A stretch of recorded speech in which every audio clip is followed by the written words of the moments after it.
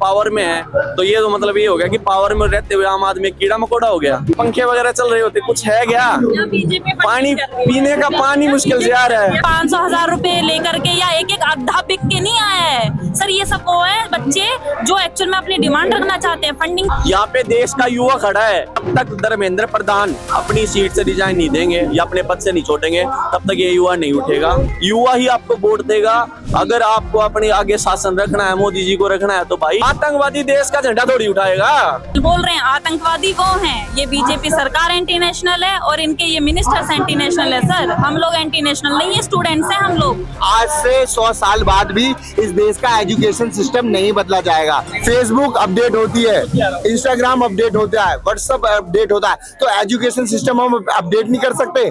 CGI साहब हैं जो कि अपने इतने अच्छे पोस्ट पे हैं, जो आज तक इंडिया में कुल 53 या 54 CGI बने। देखो मैं करेक्ट नहीं हूँ उसमें, इतनी बड़ी पोस्ट पे बैठ के वो आदमी हमें एक कॉकरोच बता रहा है तो कितने बड़ी शर्म की बात है। हम भी उनके जैसे होंगे कुछ टाइम पहले। आज वो पावर में है तो ये तो मतलब ये हो गया कि पावर में रहते हुए आम आदमी कीड़ा मकोड़ा हो गया। कल तो फिर आप कुछ ना कुछ बोल दोगे उठ के। आज हमें आतंकवादी बताया जा रहा है तो भाई साहब आतंकवादी हम जो हमारा जन्म है, आतंकवादी यार भारत माता झंडा लेके फंडिंग हो रही होती है तो भैया इधर AC लगे होते, कुछ पंखे वगैरह चल रहे होते, कुछ है क्या? पानी पीने का पानी मुश्किल से आ रहा है। बीजेपी सर बीजेपी दे रही है फंडिंग, यहाँ पे बीजेपी करा रही है ये सब। बीजेपी के अकॉर्डिंग तो यहाँ पे पता नहीं कहाँ से फंडिंग आ रही है। सही बात है, बाहर से फंडिंग आएगी। आप लोग तो पूरा गड़गड़ कर गए हैं आप लोग तो बाहर की फंडिंग, इसको फंडिंग हो रही है। जैसे कि बोल रहे हैं हम लोग आतंकवादी बोल रहे हैं, हमको फंडिंग आ रही है क्या बोलते हैं पाकिस्तान से, अफगानिस्तान से, तालिबान से, बाहर ईरान से, अफगानिस्तान से हमको फंडिंग हो रही है। इसलिए देखिए हमारा 24 घंटे खाने का लंगर चालू रहता है।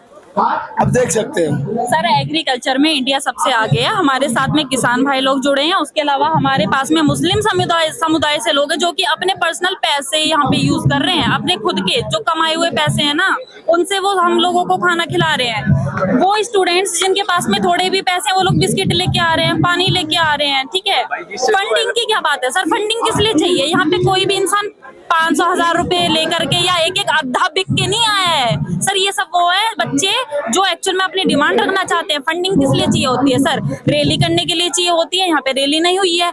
बड़े बड़े क्या बोलते हैं 500, 1000 रुपए दे करके अद्धा अद्धा बेच करके वो दारू क्वार्टर, ठीक है, में लेके आने के लिए 500 में मजदूर नहीं आए। यहाँ पे देश का युवा खड़ा है और डट के खड़ा है। जब तक धर्मेंद्र प्रधान अपनी सीट से रिजाइन नहीं देंगे या अपने पद से नहीं छोड़ेंगे तब तक ये युवा नहीं उठेगा।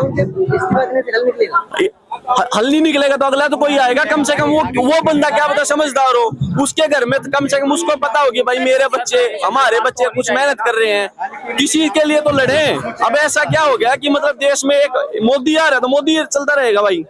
यहाँ पे भाई साहब प्रजातंत्र है, कोई वो नहीं है। प्रजातंत्र में भाई साहब आप आज से 5 साल बाद में जब इलेक्शन आएगा तब धर्मेंद्र प्रधान भी आएगा, अमित शाह भी आएगा, मोदी जी भी आएंगे, सबसे वोट मांगने आएंगे। तब क्यों आते हैं सर? जो आप बोल रहे हैं ना, यहाँ पे किसी का भी मुद्दा सिर्फ यहाँ पे आकर के खत्म नहीं हो जा रहा है कि उन्होंने रेजिग्नेशन दे दिया, अब कोई और नेता आकर के सेम चीज करेगा। पहली बात तो चलिए ठीक है, उन्होंने रेजिग्नेशन दे दिया, दूसरा नेता बैठा रहे हैं। अगर उसके बाद भी पेपर लीक हो रहा है तो फिर अब तो सीधे प्रधानमंत्री को ही इस्तीफा देना चाहिए। तो शासन में कमी है भाई, फिर तो शासन में कमी है। क्या हमारे देश की मतलब जो जियोपॉलिटिक्स है या फिर हमारे देश के जो हमारा शासन है, हमारे जो भी एक प्रकार से हमारा लोकतंत्र इतना कमजोर है कि हम एक नीट का पेपर नहीं करवा सकते। हम बातें कर रहे हैं हम चांद पे जाने की, फिर तो वही बात हो गई यार। ये किया टेलीग्राम बैन करने से क्या हो जाएगा?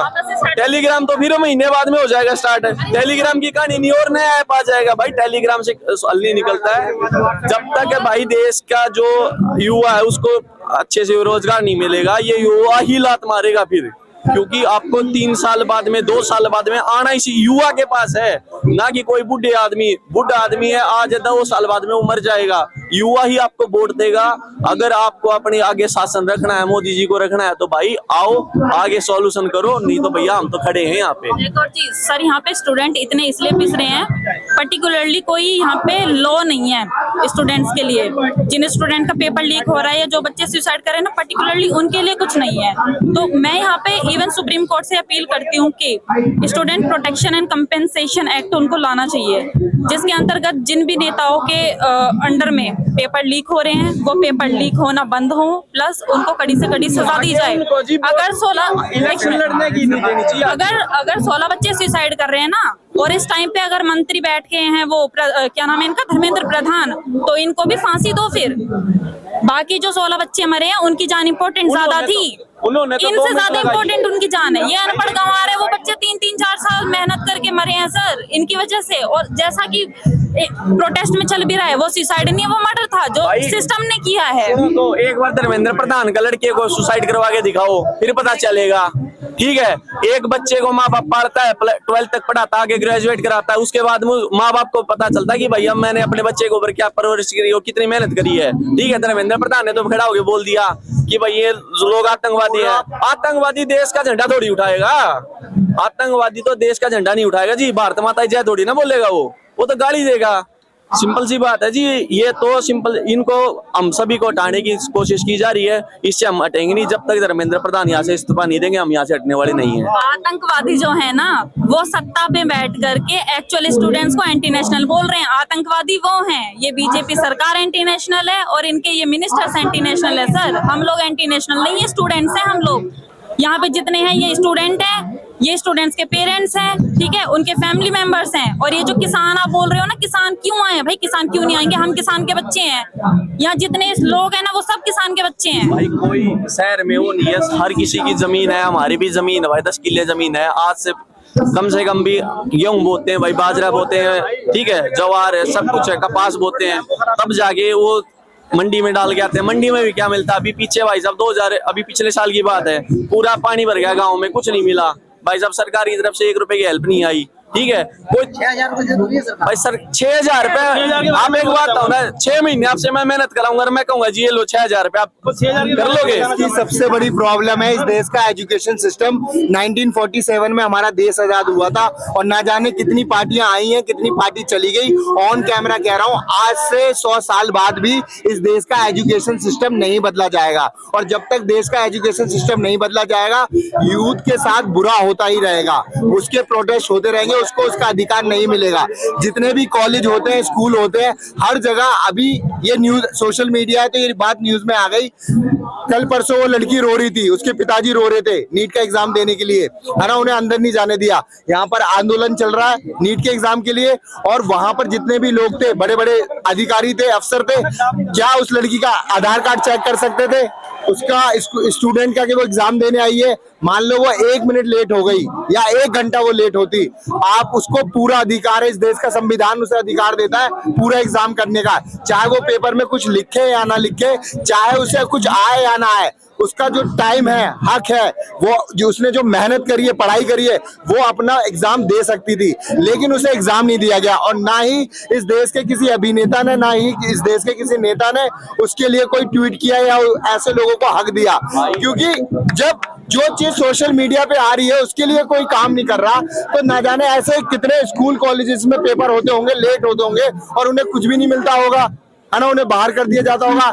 साल भर लोग पढ़ाई करते हैं, मेहनत करते हैं, और उन बच्चों के माँ बाप मेहनत करते हैं एक बच्चे को पढ़ाने के लिए, ताकि वो अपने घर की गरीबी दूर कर सके, उस देश के लिए कुछ कर सके, है ना। लेकिन ऐसे बच्चों को जब साल भर मेहनत होती है तो उन्हें एग्जाम नहीं दिया जाता, और ये सोशल मीडिया पे वायरल होने के बाद भी ये बात आई नहीं।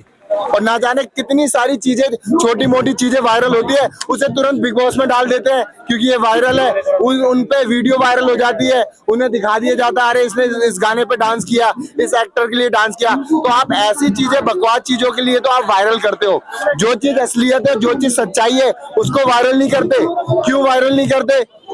अब इस देश में ओलंपिक होते हैं, ओलंपिक क्यों होते हैं? क्योंकि बाकी देश करते हैं, ठीक है। तो हम ऐसा क्यों नहीं सिस्टम बना रहे जहां पर फेसबुक अपडेट होती है, इंस्टाग्राम अपडेट होता है, व्हाट्सएप अपडेट होता है, तो एजुकेशन सिस्टम हम अपडेट नहीं कर सकते? कर सकते हैं ना। इस दुनिया में महान लोग आए और उन्होंने किताबें लिखी, दुनिया भर का ज्ञान लिखा, वो ज्ञान की बातें हम पढ़ाते नहीं, इस देश, आज मैं यहाँ पर बोल रहा हूँ क्योंकि चाणक्य ने इस देश के लिए लड़ाई लड़ी थी, ठीक है, स्वराज के लिए लड़ाई लड़ी थी। इस देश में चाणक्य को नहीं पढ़ाया जाता, क्यों नहीं पढ़ाया जाता? इस देश में भगत सिंह ने लड़ाई करी, भगत सिंह को नहीं पढ़ाया जाता। अगर इस देश में भगत सिंह को पढ़ाएंगे तो ना जाने कितने नौजवान भगत सिंह बनेंगे, इस देश के लिए काम करेंगे। नहीं पढ़ाया जाता। तो जितने भी फ्रीडम फाइटर आए हैं, आजादी के बाद भी वो अपना ताम्र पत्र लेके घूमते रहे, अपनी पेंशन के लिए, अपने घर के इलाज के लिए, उनकी कोई मदद नहीं हुई।